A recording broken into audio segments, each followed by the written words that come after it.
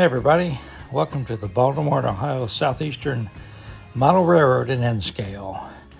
Grab a cup of coffee and a donut or three, and let's run some trains and do some switching. All right, excuse the mess. I went to start my new operating session, which means I had to build my 4 trains to empty the yard and refill the yard. These 5 cars, JMRI said, were in the yard because they showed up as cars that were going to be going outbound. They weren't in the yard. So these 4 cars were in the yard, but they were not supposed to be in the yard. So I'm not sure if this is a glitch or not. I'm going to find out. I'm going to put these 5 cars in there. But I find it hard for me to believe that I messed up 5 cars. So, it's not that big a deal. Most of the cars that were supposed to be in the yard were in the yard. But, it's just something interesting that happened. Well, good morning, everybody. Happy Saturday morning. Let's do some yard switching today. We're going to use the B&O GP40 because I sent it off to Benjamin Horn because it was running so bad. He cleaned it up and put a Keep Alive in it, and it's running great.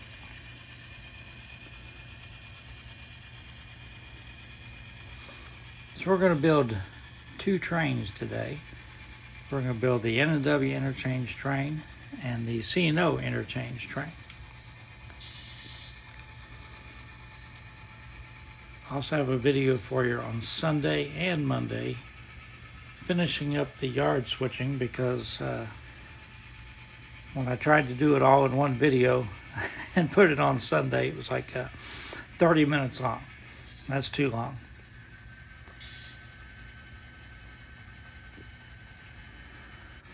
So the first thing we're going to do is we're going to use the passing track.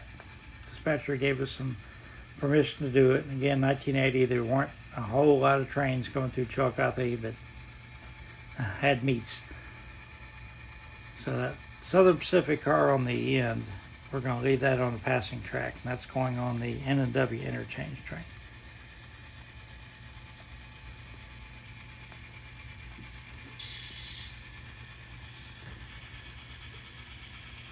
You may notice it's quite a bit brighter in the yard. The lighting valance is up. Not fastened in yet, not trimmed out, but it's functional.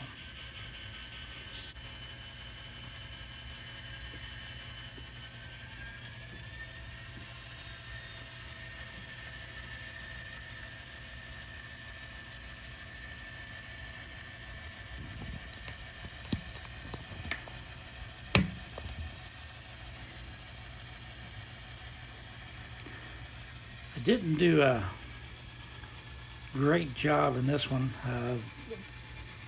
zooming in and not showing stuff that doesn't need to be seen. I think you'll see an improvement in the Sunday and Monday videos. I really focused on leaving stuff out that didn't need to be seen, put it that way.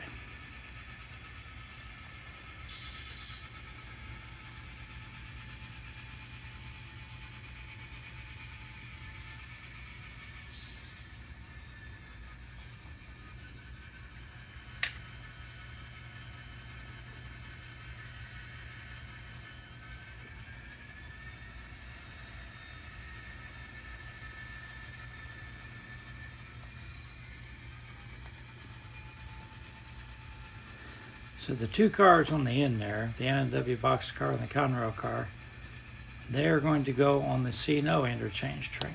And we're actually going to sort of use the yard ladder to build that. Now the reason why I edited a little bit out right there, which I am editing a little bit to keep the videos manageable, had a little bit of derailment. That Conrail car is an old car, has the truck mounted couplers, so if you push weighted cars with it, it can pick a switch sometimes. So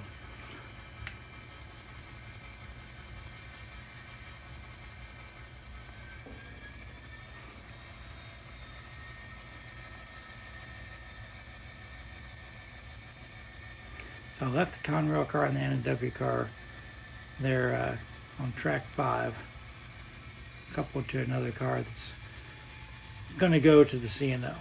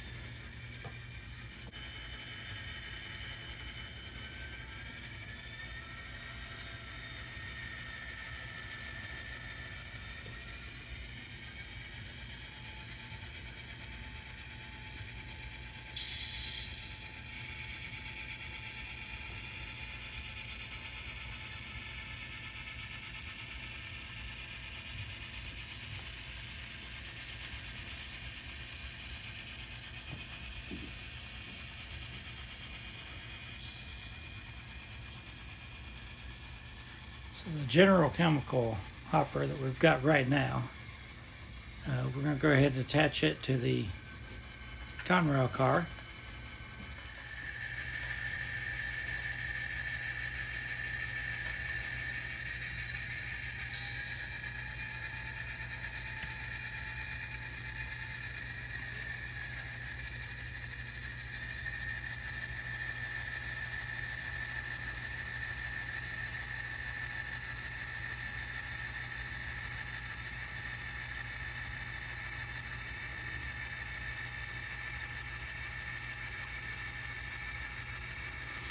So all 4 of these trains that I'm building over the next 3 days, when the interchange train comes to pick these cars up, they'll just go right back in the box. So in theory they're going to the placer yard, but they're going right back in the box. I could just cheat and say, the cars on track 1 are the N&W and never have to do any of this yard switching. But I'm trying to do what JMRI says to do, and I enjoy the yard switching. It's a challenge. Days 2 and 3 were more of a challenge than this day for some reason. So I've got 4 cars in a row there for the C&O train, but I'm blocking a couple tracks on the using the yard ladder to build this.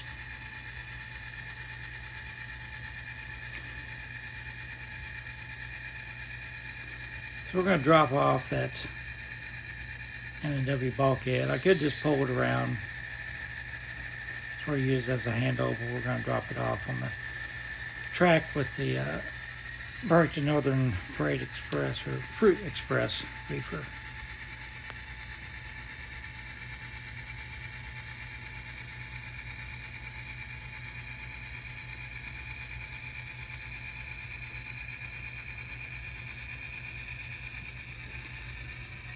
X-ray is doing fine.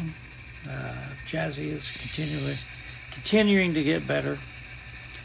I did take her for a couple walks, not like I used to, but a little bit longer than we have been doing. But it's been brutal hot here this week. It's been 96, 97, 98 degrees every day. And dry as a bone. Hoping to get some rain Saturday.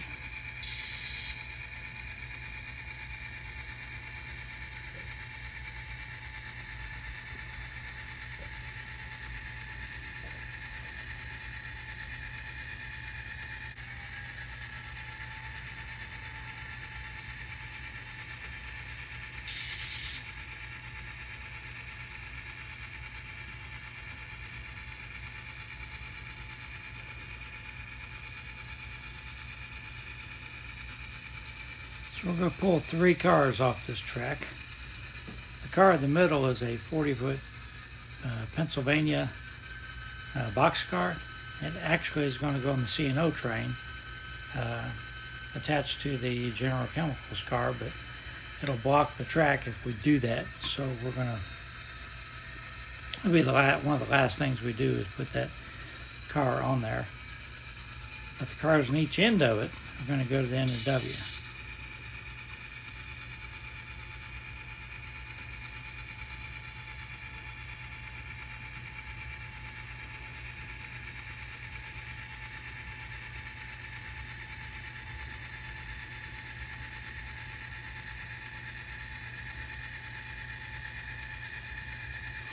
I'm not narrating this outside because it's dark and the mosquitoes would eat me alive.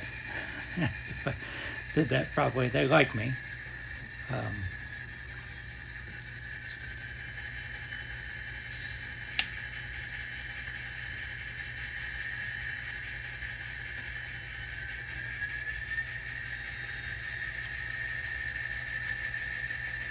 So we're going to pick up those 2 box cars on the end here, the TP&W and the chassis car, and they are going to the N&W. So we're going to deliver them out to the passing track.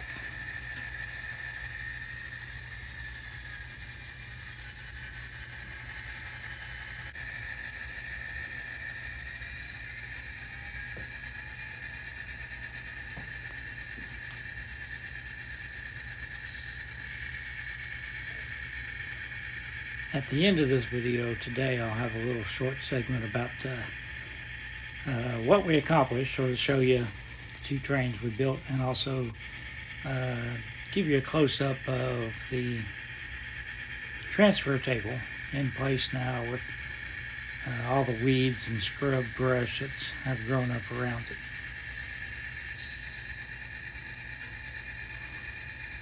Had John from Chile said he couldn't wait to see how I made the transfer table operate. I hate to disappoint him. I told him that nope, it's just a scenic element, not going to be running.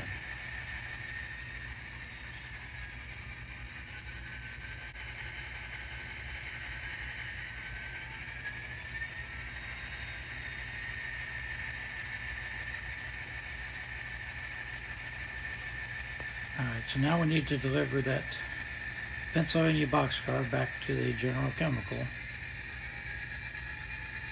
car. And that will be the 5 cars that are going to go to the C&O.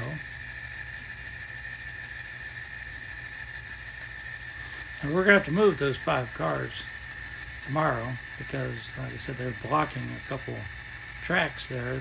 We need some cars off those tracks.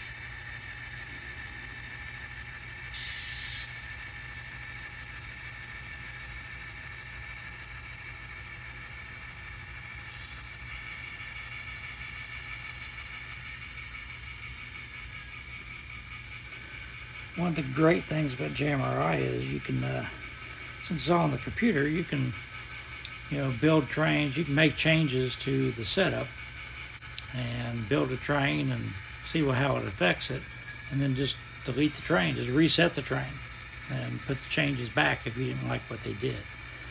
So I think I may try that. I'm thinking about, in the computer, shortening my yard tracks.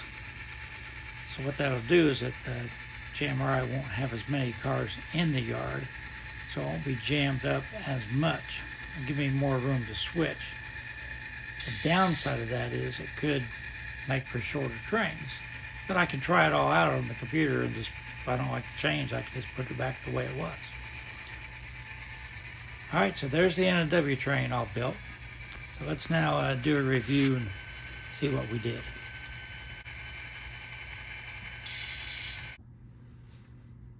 Alright, so I'm going to stop here to keep the video a reasonable length. But these 5 cars here are going to go, they're on the C&O interchange, and the 5 cars on the passing siding, they are the N&W interchange. So I've still got some more yard switching to do. Just I'll back up here real quick. I don't have the lights done, obviously, but they're up there, functional. I need to finish it out. Actually, they're sitting up there right now. They're not fastened in at all, but I will fasten them in. And I'll show you the transfer table in place like it's been abandoned for quite a while. All right. So hope everybody enjoyed this. I'll finish up the yard switching and we can start running some of the transfer trains next. Stay safe.